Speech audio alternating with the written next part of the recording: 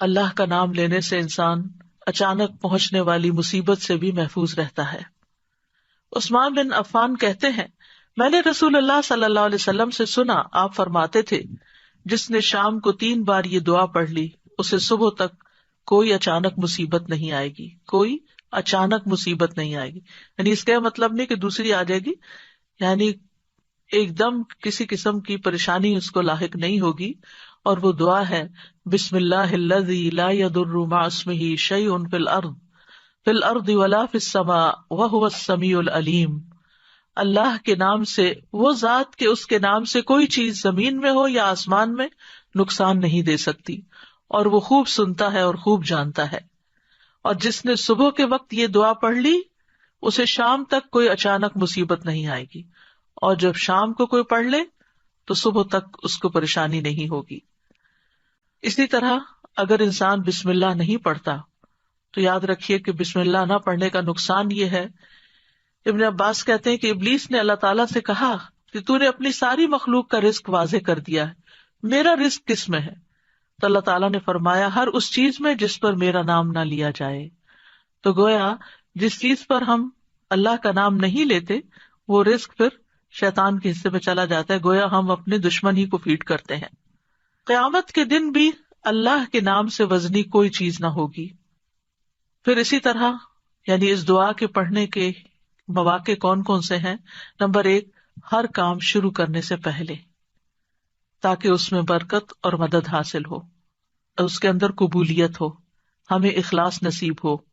پھر خاص طور پر کھانا کھانے سے پہلے، حضرت عائشہ کہتی ہیں کہ رسول اللہ صلی اللہ علیہ وسلم نے فرمایا، جب تم میں سے کوئی کھانا کھانے لگے تو چاہیے کہ اللہ تعالیٰ کا نام لے، پھر اگر شروع میں اللہ تعالیٰ کا نام لینا بھول جائے تو چاہیے کہ یوں کہے، بسم اللہ اولہ و آخرہ، اللہ کے نام سے اس کھانے کے شروع میں اور آخر میں بھی۔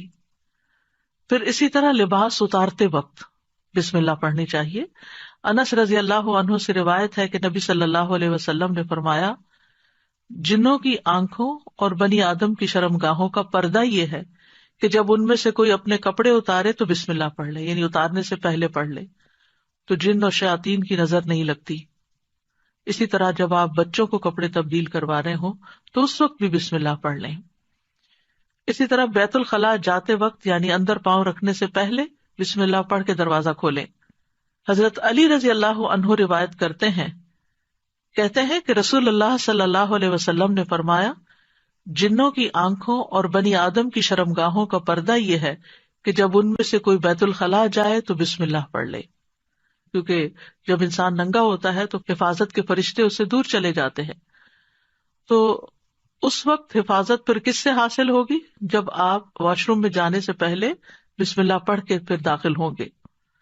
اسی طرح وضو سے پہلے، ابو ہریرہ کہتے ہیں کہ رسول اللہ صلی اللہ علیہ وسلم نے فرمایا، لا صلاۃ لمن لا وضوء لہ ولا وضوء لمن لم یذکر اسم اللہ تعالی علیہ، کہ جس کا وضو نہیں اس کی نماز نہیں، اور جو شخص وضو کے شروع میں اللہ تعالیٰ کا نام نہ لے اس کا وضو نہیں۔ اب یہاں پر بعض لوگوں کو یہ پریشانی ہوتی ہے کہ ہم واش روم میں کھڑے ہوتے ہیں، وہیں سنک ہے، وہیں کموڈ ہے، تو پھر ہم بسم اللہ کس طرح پڑھیں؟ اس کے ایک تو یہ ہے کہ جب آپ وضو کی نیت سے جا رہے ہیں تو اندر داخل ہونے سے پہلے ہی پڑھ لیں اور جا کے ٹیپ کھول لیں اور اپنا وضو شروع کر دیں۔ دوسرا یہ ہے کہ آپ دل میں پڑھ لیں، لیکن اگر کوئی بھول گیا ہے تو جس وقت یاد آئے، یعنی وضو کے دوران اس وقت بھی پڑھ سکتا ہے۔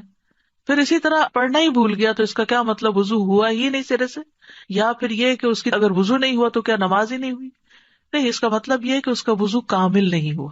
یہاں علماء نے اس کا مطلب یہ کیا ہے کہ اس کے وضو میں نقص رہ گیا، وضو ہو جائے گا، نماز ہو جائے گی، لیکن وہ جو برکت حاصل ہونی تھی یا زیادہ ثواب ملنا تھا اس سے انسان محروم ہو جاتا ہے۔ پھر اسی طرح یہ ہے کہ قرآن مجید کی قرأت سے پہلے بسم اللہ پڑھنی چاہیے۔